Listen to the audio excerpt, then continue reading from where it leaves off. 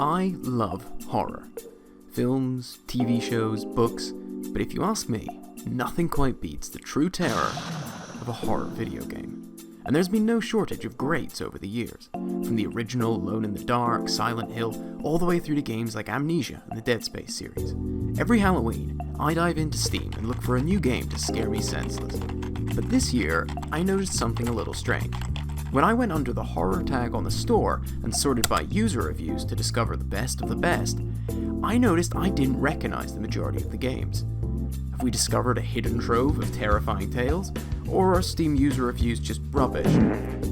I thought I'd go through the supposedly best top 25 horror games, not bundles or DLC, just games, on Steam to ask, are they any good? And more importantly, are they scary?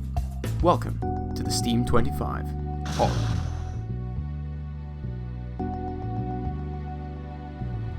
Sat at the number 9 position is The Room, a collection of tricky puzzle boxes, each revealing more and more about the mysterious man you're following in the footsteps of.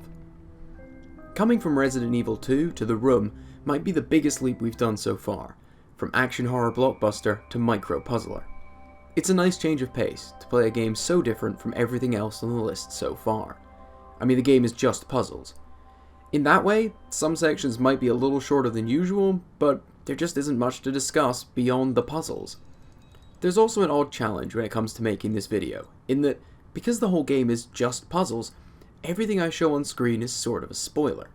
It's all solutions to puzzles or hidden locations on boxes.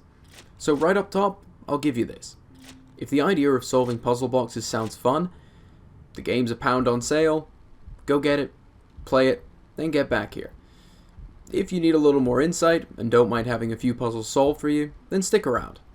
I'll try and only show the easy ones. So, is it any good? I like to think of myself as a relatively smart guy. I'm a big fan of escape rooms and indeed used to work at one. So when I found myself getting stuck in the tutorial for The Room, I was pleasantly surprised that the game wasn't pulling its puzzle punches. Each chapter presents you with a box covered in all manner of strange markings and tells you to get cracking. Each key you turn or switch you flick sees the box move and change, compartments opening from every side. It's amazing how many puzzles and contraptions each chapter box has in them. So let's talk about these puzzles, because this game is nothing but them. The biggest compliment I can give The Room is that almost every single solution is logical. That might sound strange when talking about a mystical box, but when it comes to puzzle games, that often feels like the biggest challenge they face. In other words, when you're stuck on a puzzle and you need hints to help solve it, do you smack your head and feel like an idiot for not getting it when you see the solution, or do you feel cheated, as if the game never explained that to you, or if there was no sensible way to figure that out? I think there was only one puzzle here that I felt a little cheated by, but that's 1 in 100. The other puzzles, whatever form they took, always felt logical. The game simultaneously made me feel like a genius and a moron in equal measure. The puzzles come in a wide variety as well, from simply sorting out where an item goes to looking for oddities in the box itself that might reveal secret hatches. When it comes to seeing secrets, you're also given a strange lens at the start of the game that you can wear at any time that sometimes plays a part in solutions. It opens up the game to stranger puzzles that involve directions and visuals. Ultimately, it is just a clever way of adding even more variety. But what happens when you're truly stuck? The game offers 3 hints for each puzzle, ranging from the unhelpful to borderline the answer. There's no punishment for using them. They just show up at the top as available when you've been stuck for a while.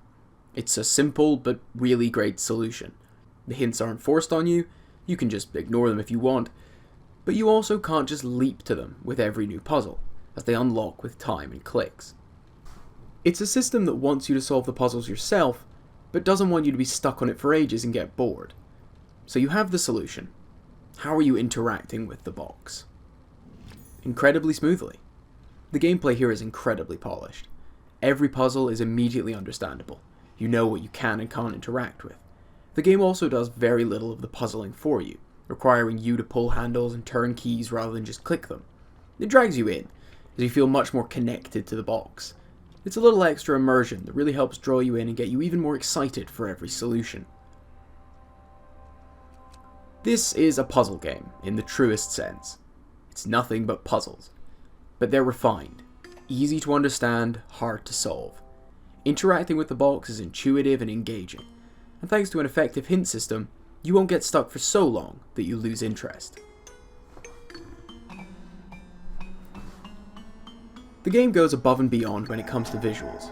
It could look a lot worse and still be just as great. Even the backgrounds, which could have just been black voids, often have corners of light, evidence of books on the floor, and other little details that add to the world. The boxes themselves? I mean, look at them. They look great, detailed and intricate. The way they move as you solve puzzles is always fun to watch, and the strange world you see through the lens is a nice change-up. Each of the boxes has a unique look. It helps to keep each chapter feeling distinctive from the rest, and give a different feel to the puzzles. In this sense, the visuals do a great job, especially with the last two boxes, of feeling new and fresh, even as you just jump into yet more puzzles. I went in expecting there not to be a story, and yet there is a story here. You're following in the footsteps of a missing person, and trying to uncover what's inside the box, what caused them to vanish, and if they succeeded in their experiments. It's intriguing. Again, it didn't have to have a story, so to have a minimal, yet interesting story was a nice surprise. I found myself reading every note I could, curious to learn more. The story was never my driving factor to keep playing, but I was excited to read more. The downside here is that this is a part 1, in the worst sort of way. The story builds and then just ends after 5 levels. No attempt at even a half-baked resolution. It doesn't end on a cliffhanger so much as halfway through the walk up to the cliff. It's more than a little annoying, and left a slightly bitter taste right at the end. But, is it scary? Like all the games I look at here, I switched all the lights off, plugged in some headphones, and really set the mood to spooky, to give the game the best shot it could at making me shiver. So, is it scary? Not really. I'll give the game this. The music is superb. It's eerie, intense, and gives the game a fantastic atmosphere. But the game is just puzzles. It never uses that atmosphere to any effect, and you never expect it to, because it's just puzzles. The notes as they go on start to become a little more interesting, and certainly start to lean into some more horror elements, but the game ends before that ever goes anywhere. It has a great atmosphere, and the notes show some early signs of horror, but ultimately it's not a scary game. I'll say it one last time. It's just puzzles. Good puzzles, but not scary ones. Would I recommend it? This is a little tricky. At this point, I'm sure you've gotten the point that this game is very much just one thing. Puzzles.